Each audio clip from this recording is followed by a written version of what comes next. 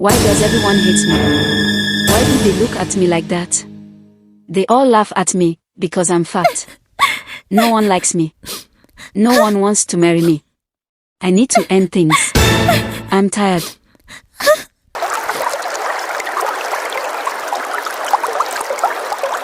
In the ancient kingdom of Umuagala, the sun rose with pride, spreading its golden light across the land. The drums of celebration echoed from one compound to another, and the air was sweet with the scent of roasted meat, palm wine, and yam. Today was no ordinary day. Today, the people had gathered to witness a sacred tradition, the marriage choosing of the king's daughters. King Obinna, a ruler of wisdom and firm traditions, had declared that his daughters, Princess Nnedi and Princess Akana, were ripe for marriage. In Umuagala, there was a law older than memory: no maiden of marriageable age could marry before the king's daughters. The maidens of the land had waited patiently, for the honor of the royal house must come first. The village square overflowed with people, their voices rising like waves of the sea. Drummers beat the igba with vigor, flutes sang, and women orated as the maidens danced in circles. At the center sat the two princesses, adorned like morning stars. Princess Akana, the younger, was slim, bright-eyed, and graceful like the palm tree swaying in the wind. But Princess Nnedi, the elder, though beautiful, was heavy in flesh. Her size was a burden, and though her heart was pure, her body drew whispers and mockery from the villagers. The men of Umuagala, dressed in their finest wrappers, stepped forward one after another. They bowed before the king, glanced at the princesses, and then, like bees chasing honey, all drifted toward Akana. None looked twice at Nnedi. None thought of her heart, her kindness, or her hidden tears. By the time the line of suitors ended, the truth stood naked before all. Every man desired Akana, and none sought Nnedi. King Obinna, with his staff of authority in hand, raised his voice above the noise. My people, you see it for yourselves. All the men of Umuagala have chosen my younger daughter, but only one man can take her hand. Let her choose for herself. The crowd hushed as Akana rose. With a smile that lit her face, she walked to Kin, her childhood companion, her secret love, the one her heart had long chosen. She placed the beaded hand of the princess into his palm. The people cheered. Drums thundered. The king lifted his hands to bless the union. May the gods of Umuagala guide you both. May your love bring peace and strength to this land. The villagers rejoiced, but not all hearts were merry. Some turned their tongues into spears, mocking the elder princess. Look at her, the fat one. Her younger sister has found a husband, yet she sits alone. Who will marry this elephant of a woman? Their laughter roared like bitter thunder, piercing Nnedi's heart. She lowered her eyes, hiding her pain beneath her royal beads. But tradition demanded its course. The Umuada, the women of honor, lifted Akana's gifts and carried them on their heads. They sang, they clapped, they danced, and their voices were sweet as they led the younger princess to her husband's house. Meanwhile, Nnedi returned to the palace, trailed by villagers who mocked her until she disappeared behind the gates. The morning after the great marriage feast, the maidens of Umuagala gathered at the village stream, their clay pots balanced on their heads, their tongues sharper than knives. I told you, one whispered, no man in his right mind will marry that fat thing. Another added, Look at her sister, slim, curvy, and sharp like a new blade. She just turned 18 and already, suitors rushed for her hand. That is how it should be. Their laughter rang out across the waters, cruel and loud, carried by the wind straight into the heart of the earth. Back in the palace, Princess Nnedi sat inside her chamber, her head buried in her palms. Tears flowed freely like rain on a thatched roof. She had dressed in her finest the day before, her heart swollen with hope, but no man looked at her twice. All her dreams of marriage had shattered before the eyes of the kingdom. When the servants brought her food, she pushed it away angrily, crying, I don't want food. I am too big already. Don't bring me food again. She thought her size came from eating, but it was not so. It was nature's hand that molded her, a mystery the gods themselves had written into her being. Days passed, and the princess locked herself away.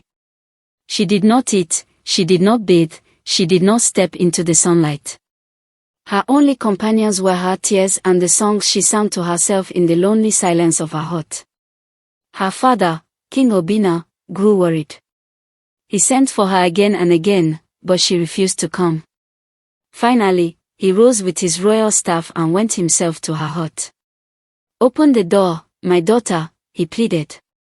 At first, she would not. But the king, though mighty before his people, softened his voice like a dove cooing. After much coaxing, the door creaked open, and he stepped in. He sat beside her and spoke gently. "Nnedi, my jewel, why do you torment yourself? Do not let the words of people steal your peace. You are my daughter, beautiful, precious, and worthy. The laughter of men does not change the truth of who you are." From the folds of his wrapper, he brought out fine coral beads and a set of new wrappers, their colors bright like the feathers of a parrot. He placed them in her hands. For the first time in many days, Nnedi smiled faintly, her eyes glistening with hope. That evening, strength returned to her spirit. She called her servants and told them to gather the children of Umuagala.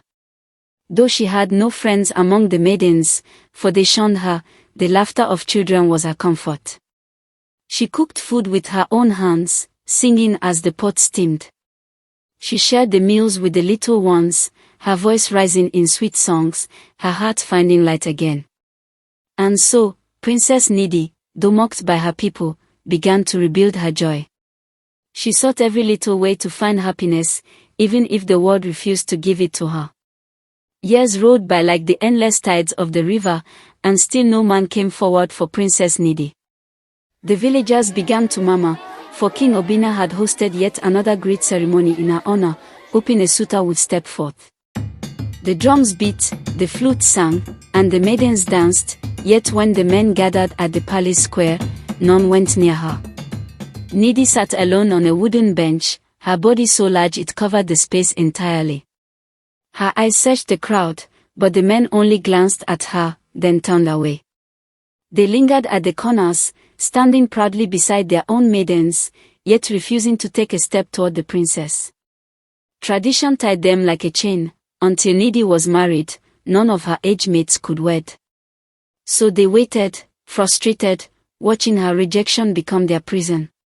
When the festival ended, Nnedi rose quietly before all others, her heart heavier than her steps. She walked back into the palace with shame burning her cheeks, while her younger sister Akana stood nearby, holding her 2 children.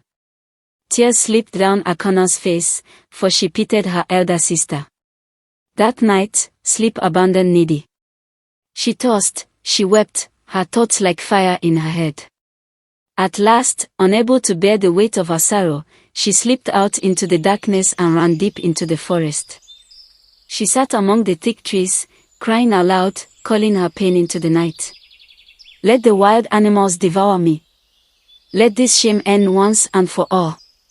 But the gods had other plans. From the shadows, a voice broke through the silence. Who cries so bitterly in the heart of the forest? A man emerged, tall and strong, with the scent of the wild upon him. He followed the sound of her weeping until he stood before her. "Oh, beautiful one," he said softly, "what are you doing here in this dangerous place, alone and unguarded?" Nnedi could not speak, her tears spoke for her. The stranger sat beside her. He cracked jokes, told her ancient tales, and spoke with a kindness that melted her sorrow. For the first time in her life, Nnedi laughed freely in the company of a man. He gave her bush meat he had caught and walked with her until she was safe near the village path. Then, with a wave, he vanished into the night. Nnedi danced as she returned to the palace, her heart light as a feather. She sang and laughed, to the amazement of the maidens who saw her. "What is making that fat one so happy?" they hissed. "She has no husband." Because of her, we are all trapped. My Deji is tired of waiting for me, said Chiya bitterly. My own Nwaku gave me this year as his last chance. If she does not marry, he will take another from a neighboring village. Oluka fumed. The maidens gossiped and cursed, but Nnedi was lost in her joy, clutching her secret memory like a treasure. That evening, she handed the bush meat to her servants and laughed to herself as she sat in her chamber. Days later, her sister Akana visited with her children. They sat together in the courtyard, and Nnedi told her everything, the stranger, his kindness, his gift. Did he not tell you his name? Akana asked, wide-eyed.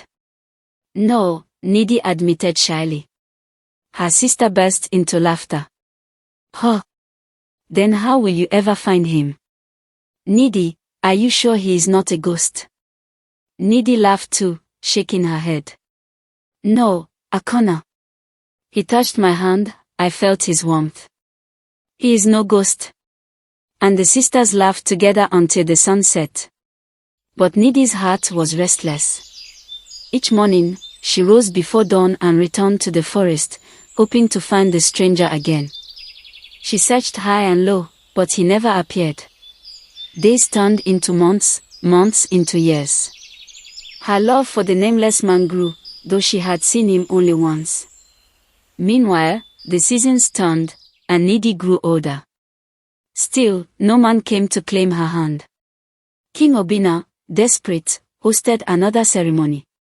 This time, he added a rich prize. Whoever marries my daughter shall receive the largest royal farmland, a gift to prosper his household. The men of Umuagala salivated at the thought of such land, but when they weighed the prize against the burden, they turned away. Not even one appeared at the palace square. Princess Nnedi wept uncontrollably, her tears soaking the earth. Akana tried to console her, but sorrow consumed her soul. She locked herself in her room, crying until her voice was hoarse. This time, it was not only Nnedi who suffered.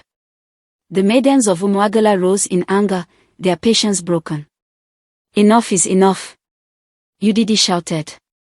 If no man will marry her, then what of us? We are getting old. Our suitors are leaving us for maidens of other villages. Must we rot here because of her? Voices rose like thunder. Yes. We are tired of waiting. She will never marry, why must we pay the price? The maidens murmured, their hearts burning with rage, and the air in Umuagala grew heavy with tension. Months passed, and the maidens of Umuagala could no longer hide their bitterness. They gathered in their numbers, circling the village square, their voices rising in angry songs. They clapped their hands and stamped their feet, crying out, Great gods of our land, have pity on us.